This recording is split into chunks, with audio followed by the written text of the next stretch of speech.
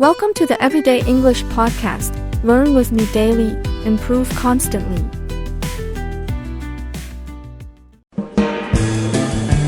Hello, English learners. Welcome back to English Pod. My name is Marco. And I'm Erica. We're bringing you an advanced lesson today. That's right. An advanced lesson where we talk about investing in emerging markets. Right. So it's kind of a business topic. It's kind of a world topic as well. Yes. And it's pretty difficult. Yeah, it is really hard. Right. So if you're listening and you don't understand everything, please don't get discouraged. Don't worry about it because we're here to learn. Yes, and we're here to help you. Right. Mm-hmm. So let's get started with this. I'm really excited about this lesson. Yeah. Okay. Well, Marco, maybe you can tell us a little bit. What is an emerging market? An emerging market is a market that is starting to develop. Okay. And it's growing rapidly. So you can maybe give some examples of emerging market. Well, for example, China is an emerging market. Yeah. In the last years, it's been growing rapidly. More and more people are moving to the middle class and have money to spend. Right, exactly. Mm-hmm. So China is like a really great example of an emerging market. All right. Well, with that, let's listen to the dialogue for the first time.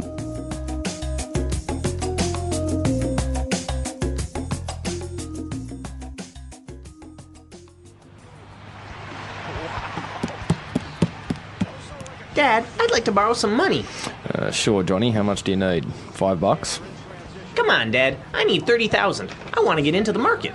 You know, I'm tired of hearing all this news about the economic downturn, the inevitable recession, people stuffing their money in their mattresses.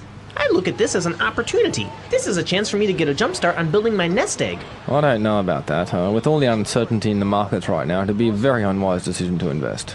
I don't know if you're aware, son, but there has been a lot of turmoil in the markets recently. There have already been 500,000 layoffs in the last few months, and we have no idea how the proposed stimulus package will impact upon the economy.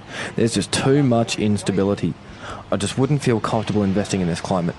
But look at it this way. Every challenge is an opportunity. And anyway, I'm not talking about investing in the domestic market. There are emerging markets that promise great returns. Look at China, for example. They have 1.4 billion people, 500 million of whom have recently entered the middle class. Here alone, the aggregate demand for consumer goods represents an amazing wealth-generating opportunity. Oh, come on, son. You're looking at this too naively. The Chinese market has exhibited a great deal of instability, and their currency has been devalued by almost a whole percentage point. Fine then. If that's the way you feel, so be it. But you're losing out on a great opportunity here. I'm gonna hit up Mom for the cash.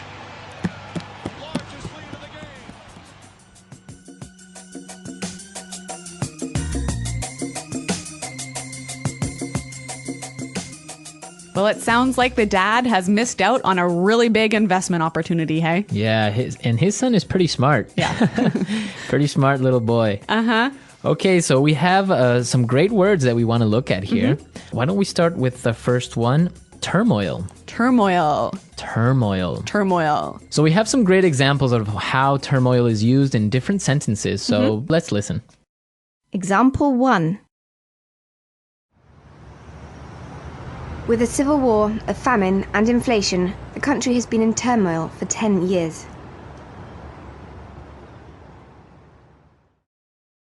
Example 2.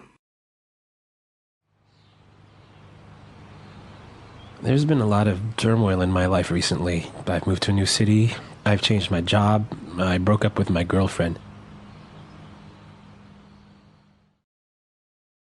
Example 3. The devaluation of the dollar caused a great deal of turmoil in the markets.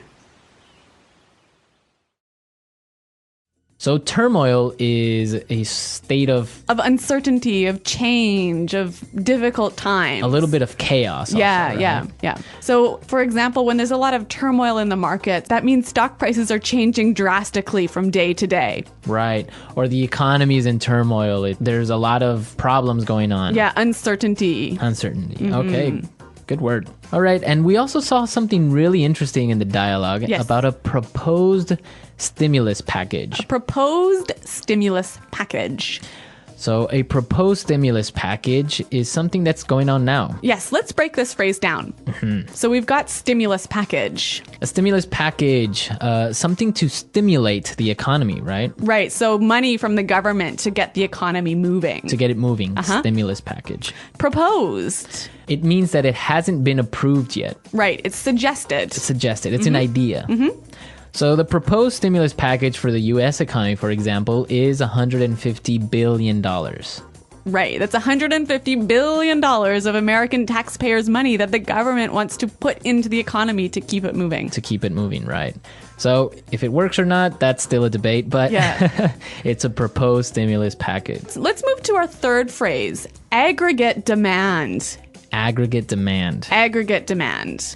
Aggregate demand. So demand is pretty clear, but this word aggregate, what's that about?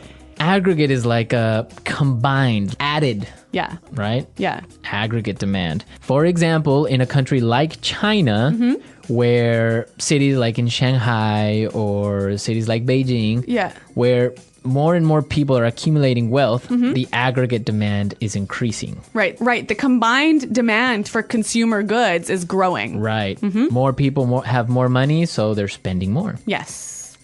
Okay. You know, Marco, there's a ton of excellent language in this dialogue, isn't there? Yeah, a lot of good stuff here. Yeah, and we want to listen to the dialogue one more time. But before we do, we have 3 words for you that we want you to listen for. Yeah, pay attention to these words. Nest egg. Nest egg. Inevitable. Inevitable. And hit up. Hit up. So, from the context of the dialogue, try and see if you can figure out what they mean. But after listening to it, we'll come back and explain it anyways.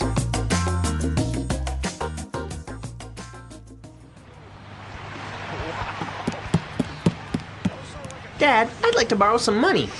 Sure, Johnny. How much do you need? $5? Come on, Dad. I need $30,000. I want to get into the market. You know, I'm tired of hearing all this news about the economic downturn, the inevitable recession, people stuffing their money in their mattresses. I look at this as an opportunity. This is a chance for me to get a jump start on building my nest egg. I don't know about that. With all the uncertainty in the markets right now, it'd be a very unwise decision to invest. I don't know if you're aware, son, but there has been a lot of turmoil in the markets recently. There have already been 500,000 layoffs in the last few months, and we have no idea how the proposed stimulus package will impact upon the economy. There's just too much instability. I just wouldn't feel comfortable investing in this climate. But look at it this way. Every challenge is an opportunity. And anyway, I'm not talking about investing in the domestic market. There are emerging markets that promise great returns. Look at China, for example. They have 1.4 billion people, 500 million of whom have recently entered the middle class. Here alone, the aggregate demand for consumer goods represents an amazing wealth-generating opportunity. Oh, come on, son. You're looking at this too naively. The Chinese market has exhibited a great deal of instability, and their currency has been devalued by almost a whole percentage point. Fine then. If that's the way you feel, so be it. But you're losing out on a great opportunity here. I'm gonna hit up Mom for the cash.